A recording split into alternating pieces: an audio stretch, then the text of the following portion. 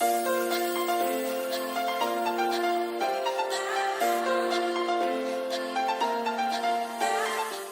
Viewers, இன்னைக்கு செட்டிநாடு அம்மா கிச்சனில் கொண்டக்கடலை குழம்பு எப்படி வைக்கிறதுன்னு பார்க்க போகிறோம். வாங்க, அதுக்கு தேவையான பொருள்லாம் என்னென்னு பார்க்கலாம். கொண்டக்கடலை 250 கிராம் நைட்டு ஊற வச்சு இப்போ நான் வேக வச்சுருக்கேன். வேக வைக்கிறப்ப கொஞ்சம் உப்பு போட்டுக்கோங்க. புளி ஒரு சின்ன எலுமிச்சம்பழம் சைஸில் புளி ஊற வச்சு கரைச்சி வச்சுக்கோங்க.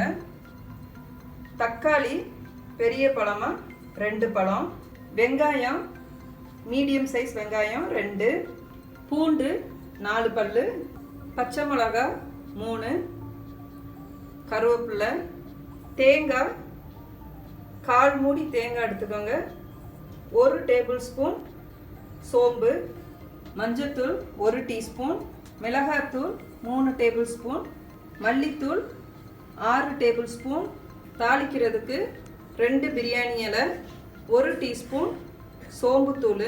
நீங்கள் சோம்புத்தூள் இல்லைன்னா சோம்பு கூட சேர்த்துக்கலாம். வாங்க, இப்போ கொண்டக்கடலை குழம்பு எப்படி செய்யலான்னு பார்க்கலாம். எண்ணெய் ஊற்றிக்கோங்க. எண்ணெய் காஞ்சிருச்சு. நம்ம இந்த தாளிக்கிறதெல்லாம் போட்டுடலாம். வெங்காயம், இப்போ நம்ம தக்காளி சேர்த்துக்கலாம்.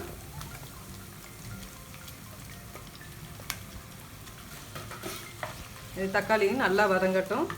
தக்காளி நல்லா வெந்துருச்சு.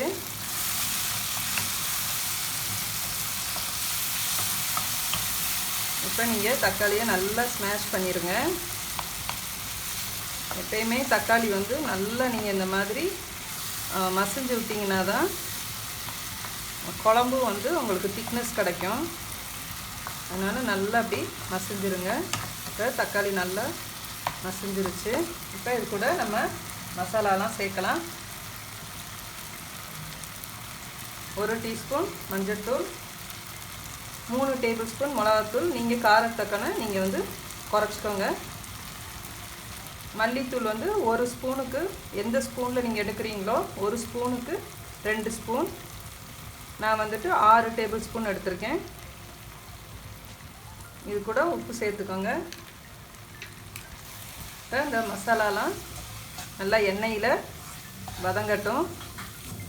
எப்பயுமே மசாலா வந்து இந்த மாதிரி நீங்கள் வதக்கிட்டு குழம்பு வச்சிங்கன்னா குழம்பு நல்லா டேஸ்ட்டாக இருக்கும்.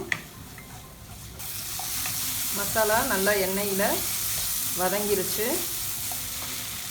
கரைச்சி வச்சுருக்க புளி தண்ணியை நீங்கள் இது கூட சேர்த்துக்கோங்க. புளி டேஸ்ட் பிடிக்காதவங்க கொஞ்சம் தக்காளி வந்து நீங்கள் கூடுதலாக சேர்த்துக்கிட்டிங்கன்னா நல்லாயிருக்கும்.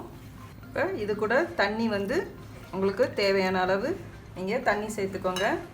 இப்போ நம்ம அவிச்சு வச்சுருக்க கொண்டக்கடலையும் இதோட சேர்த்துடலாம். சேர்த்துட்டு குழம்பு வந்து 10 நிமிஷம் கொதிக்கட்டும். இப்போ நீங்கள் உப்பு உரப்பு எல்லாமே நீங்கள் பார்த்து இப்போ வந்து இதை வந்து நம்ம வந்து கொதிக்க விட போகிறோம். அதுக்குள்ளேயும் நம்ம வந்து எடுத்து வச்சுருக்க தேங்காயும் சோம்பையும் அரைச்சிட்டு வந்துடலாம். 10 நிமிஷம் ஆச்சு. இப்போ நம்ம ஓப்பன் பண்ணி பார்க்கலாம்.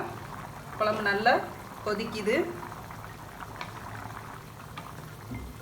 இப்போ நல்லா குழம்பு கொதிச்சு மிளகாத்தூள் வாசம்லாம் அந்த வெம்மிளகா வாடையெல்லாம் போயிடுச்சு.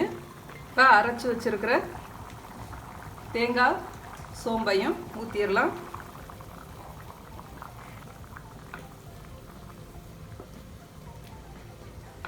இப்போ நம்ம தேங்காய் ஊற்றி ஒரு 5 நிமிஷம் மூடி வைக்கலாம். 5 நிமிஷம் ஆயிடுச்சு. இப்போ நம்ம திறந்து பார்க்கலாம்.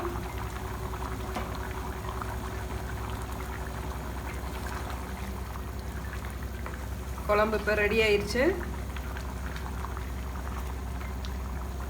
நீங்கள் இந்த ஸ்டேஜ்லேயே சிம்மில் வச்சுருங்க. பாருங்கள், குழம்பு நல்லா திக்காக வந்துருச்சு. இப்போ இதோட நம்ம வந்து 5 நிமிஷம் சிம்மில் வைக்க போகிறோம்.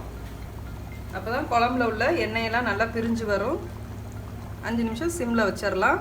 5 நிமிஷம் ஆயிடுச்சு. நம்ம இப்போ ஓப்பன் பண்ணி பார்க்கலாம்.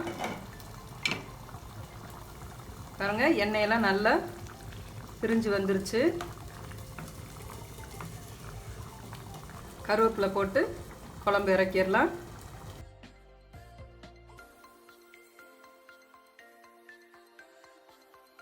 செட்டிநாடு அம்மா கிச்சனில் கொண்டக்கடலை குழம்பு ரெடி ஆயிடுச்சு. நீங்களும் வீட்டில் இதை ட்ரை பண்ணி பாருங்கள். இந்த வீடியோ உங்களுக்கு பிடிச்சிருந்துச்சுன்னா உங்கள் ஃப்ரெண்ட்ஸ்க்கெலாம் ஷேர் பண்ணுங்கள், லைக் பண்ணுங்கள். நம்மளோட சேனலை சப்ஸ்கிரைப் பண்ணாதவங்க சேனலை சப்ஸ்கிரைப் பண்ணுங்கள். நன்றி.